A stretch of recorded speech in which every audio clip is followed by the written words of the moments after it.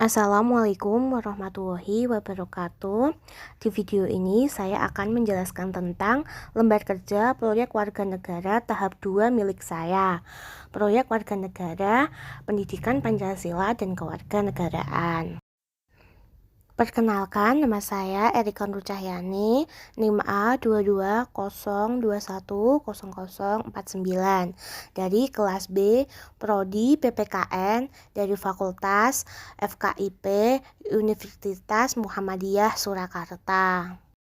Langkah pertama yaitu menentukan topik. Topik yang saya ambil ialah efektivitas belajar mengajar dengan cara daring berdasarkan nilai-nilai Pancasila. Menurut saya, pada masa pandemi COVID-19 ini, semua kegiatan belajar mengajar dilakukan secara daring.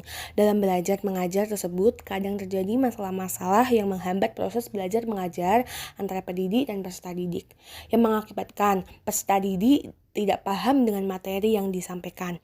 Dengan adanya efektivitas belajar mengajar berdasarkan nilai-nilai Pancasila ini, diharapkan dapat pendidik dan peserta didik bisa mengikuti kegiatan belajar mengajar dengan baik dan peserta didik mampu mengembalikan semangat belajarnya.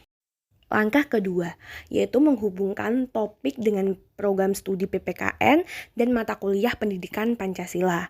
Yang pertama, program studi PPKN. Dengan pembelajaran daring, efektivitas pembelajaran menjadi berkurang dan proses pembelajaran juga akan terhambat. Dalam pembelajaran di program studi PPKN, banyak mata kuliah yang mengharuskan diskusi dengan teman-teman yang lain.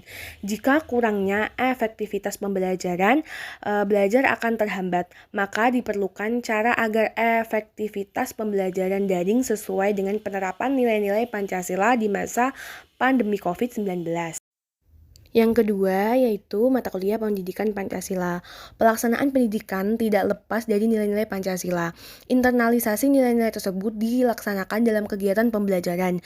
Dengan demikian, pembelajaran yang dilakukan secara daring tidak menutup mahasiswa mengabaikan perwujudan setiap sila Pancasila dalam diri dan lingkungan. Dengan adanya efektivitas pembelajaran daring ini, mengharapkan mahasiswa menjadi mahasiswa yang cerdas dan melewati masa pandemi dengan baik serta pembelajaran bisa berlangsung secara nyaman. Langkah yang ketiga adalah mencari sumber referensi. Pada topik yang saya ambil ini, saya mencari referensi dari artikel jurnal dan media online. Artikel jurnal yang saya gunakan ialah artikel jurnal yang berjudul Analisis Efektivitas Pembelajaran Daring dalam Menghadapi Wabah Pandemi COVID-19.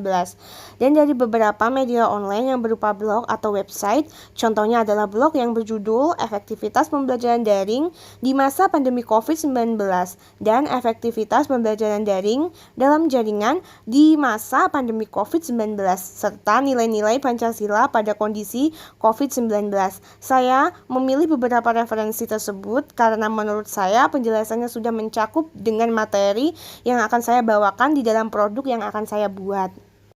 Langkah yang keempat yaitu menentukan jenis produk. Ada beberapa jenis produk yang bisa dibuat, tetapi saya lebih memilih untuk jenis produk saya ialah video edukasi. Orang zaman sekarang jarang sekali suka membaca. Mereka lebih suka mendengarkan dan menonton video. Dengan video edukasi ini, semoga semua orang bisa menyerap manfaat dari video edukasi tersebut. Langkah yang kelima adalah menyiapkan alat untuk membuat dan mengedit produk. Untuk membuat produk, saya menggunakan handphone dan untuk mengedit produknya, saya menggunakan aplikasi mengedit. Untuk membuat produk, saya hanya membutuhkan kamera handphone. Untuk mengedit produk saya menggunakan aplikasi mengedit seperti VN dan Canva. Dalam mengedit, saya akan menggunakan kata-kata yang singkat. Saya juga menjelaskan menggunakan perekam suara agar orang akan lebih paham dan memberikan sedikit animasi agar produk kelihatan lebih menarik untuk dilihat. Langkah yang keenam yaitu mempublikasikan produk. Saya akan mempublikasikan produk saya di YouTube karena menurut saya YouTube adalah platform yang sudah digunakan oleh banyak orang dan hampir semua orang pasti mempunyai aplikasi YouTube dan menonton YouTube. Sekian lembar kerja proyek warga negara tahap 2 saya. Terima kasih telah menonton video ini. Wassalamualaikum warahmatullahi wabarakatuh.